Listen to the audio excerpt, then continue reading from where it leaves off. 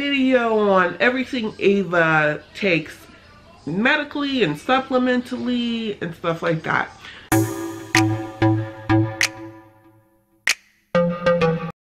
I've been asked to do this video, so I'm giving you an update. Alright, so I'm going to start with this. This is, excuse me, Keppra, right? And it's for seizures. She gets this twice a day, in the morning and in the evening. It had to be increased. It went from 4 milligrams to 5 milligrams because she had another seizure. So we keep up on this. And Ava does not chew, nor she only does liquid. So that's, we have to function in the liquid realm. So then her fish oil. So Ava has apraxia, right? That's what they're thinking. They can't prove it because she doesn't have words.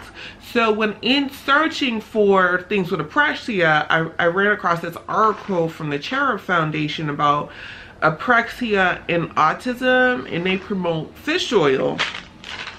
And these are the two fish oils they promote.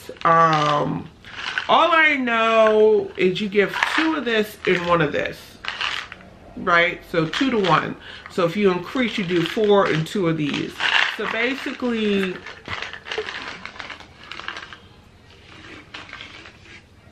Ava does not take pills. What I do is I use a toothpick and punch a hole in this and squeeze it in her juice, or I'll squeeze all of the stuff into, like, you know, a cup and put it in a syringe, and she'll take it that way. So this is the fish oil I've noticed pluses with her. I remember I stopped giving it to her, right? And the Saturday speech therapist, which I'll go into because we have a couple speech therapists, said to me, did you start doing something different? Because I feel like her skills are going backwards. And I said, well, I was giving her fish oil and then I stopped. She said, give it to her. And that's when I definitely was confirmed that it wasn't just me, that I thought, you know, this was helping her. Because sometimes you can get into your head like, am I kind of fictionally seeing things or making myself see things that doesn't exist? So once she said that she noticed the difference when I stopped giving it to her, I did try different fish oils and I haven't noticed the same success. I don't know. But, you know, I did give other ones a try, so I ended up back with these. Alright, so then we got cranberry concentrate. Now, the thing about this is Ava had a urinary tract infection, and, you know, in female health, you know, with the whole diaper situation, you know, when they're babies, it's one thing, but the older they get, you really need to worry about their urinary tract. You know, just the bacteria that could be in there, especially with the whole diaper situation. She's not fully potty trained. So what I do, because she still doesn't take pills, is I pull this apart and, you know, put the little stuff in her green juice and she'll eat it that way. Oh, I forgot one thing. Okay, so Ava has gastro issues, so we use Benefiber to go.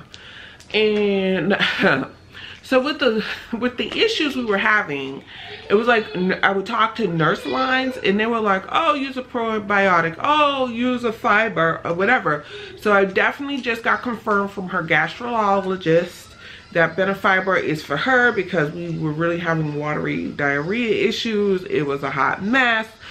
So she gets like half a packet of this in her green juice too. I get the taste free and I stir it in like when I do it because it can be very clumpy, and because she doesn't really eat a lot of things, he said this would be perfect for her.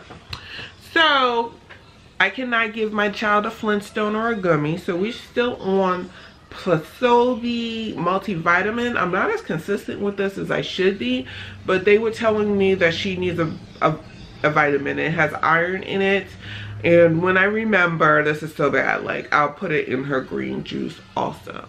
So when Ava's sick, or I think she's sick, or there's something going on, These are the pain medicine. So we use ibuprofen, child's dose. You know, it's measured out to her weight. Then we also use Benadryl. We use Benadryl. She has a rash or something. She has had conspicuous rashes. We cannot use this a lot based on her neurologist. She said you can only use this when really needed because it can aggravate her seizures. And then we have Tylenol.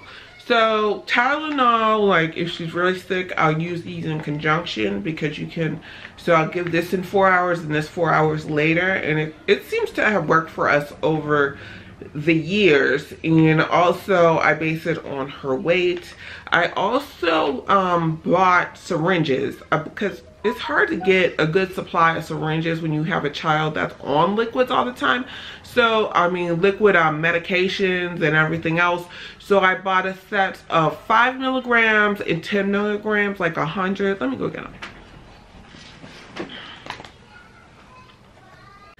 So instead of begging the pharmacy to give me more and more syringes, you know, and also the sake of the sanitary, I don't use one longer than a week, and then I start just getting new ones. So I got the 5 milliliter, 100 came in at, I think this is, it's under 20 bucks. And then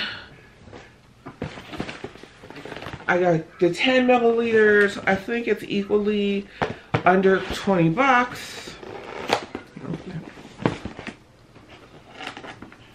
And I bought them all off of Amazon. And they come like this. Very sterile, makes you feel good that things are clean and I'm not feeding her like any bacteria or virus.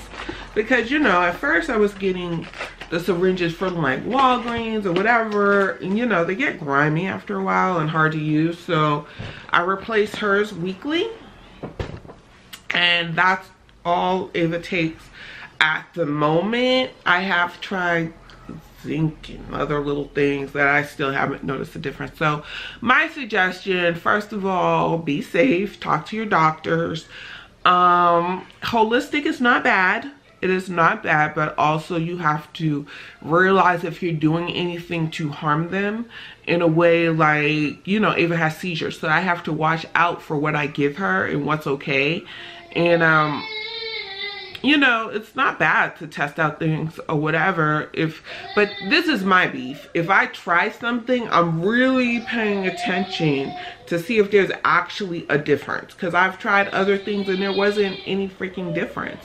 The only thing I really noticed the difference was the fish oil, and that's it. And you can also reach out to Lisa. It's the Cherub Foundation. If I remember, I will put the article below. And they have a Facebook group, and the woman who runs the group, I've talked to her several times, and it was a great conversation, and she agreed, even though she actually was on Inside Edition too. It was, her son had apraxia. He wasn't autistic. So we had a great conversation, and I steered away from her product at first and came right back. So like, comment, subscribe, all of that.